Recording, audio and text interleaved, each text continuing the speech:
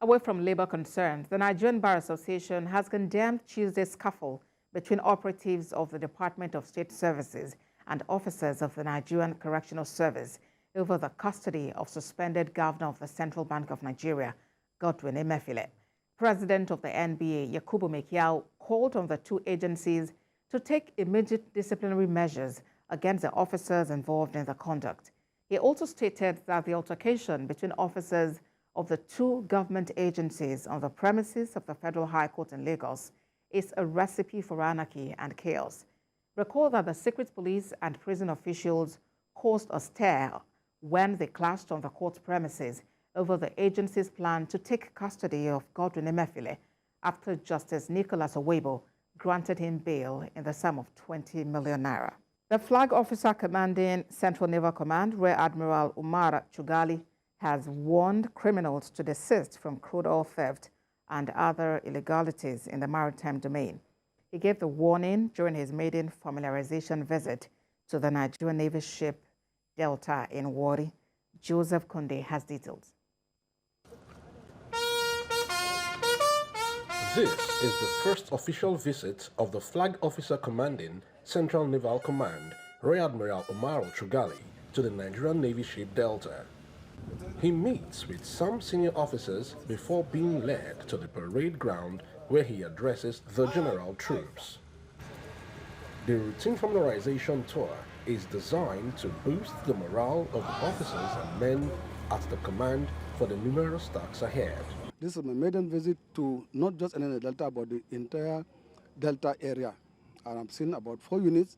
I've addressed them, and what I saw is very, very commendable. You can see that officers, men, and civilian staff in this region, in this area, are very willing, able, and ready to discharge the responsibilities of the Nigerian Navy in this area by ensuring that the maritime domain generally is safe, secure from all forms of criminalities.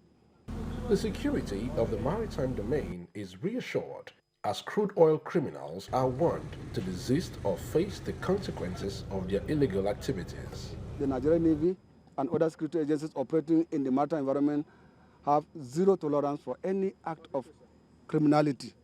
Yeah, any other person operating in the maritime environment that is indulged or involved in criminality will not have hiding place.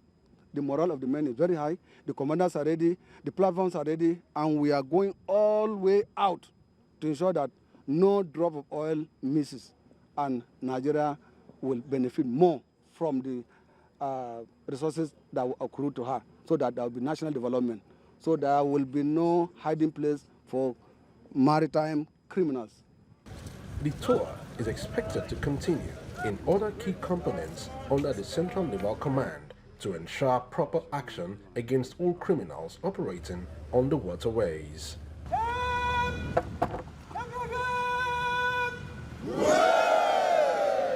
Joseph Kunde, TVC News, Warri.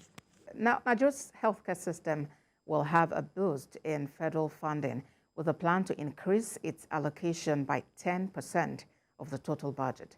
This was the disclosure by Special Advisor to the President on Health, Salma Anas, at a summit aimed at advancing healthcare financing in Nigeria through pro-health taxes. Health correspondent Kemi Balogun has more details. Many non-communicable diseases are linked to modifiable lifestyle risk factors, such as the consumption of sugar-sweetened beverages. Diseases like diabetes, cancer, and heart diseases are on the increase, leading to 1 in 3 deaths from non-communicable diseases. The drive at this meeting with key players in the health sector is to not only support pro-health fiscal policy taxes on sugar-sweetened beverages, but to also find ways of raising these funds.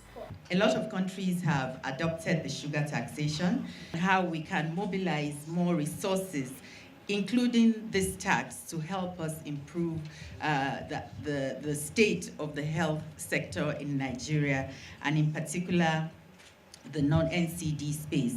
President Bola Tinubu's administration has identified revenue generation as one of its key priorities, especially for healthcare, And to help advance the pro-health tax policy agenda, his special assistant on health reveals that improving human capital development through health is the way to go, and this will start through an increase in the country's budget allocation to the health sector. Management of diabetes is very expensive. Treatment of cancer is beyond the reach of most Nigerians. We don't need to advocate to Mr. President. He has said he's going to increase allocation for health. He will start from 10%. He will start from 10% of the total budgetary allocation must go to health, and that is just the beginning. About 75% of the country's population pay out of pocket for health care. So this summit hopes to highlight the need to generate more revenue from the SSB tax policy.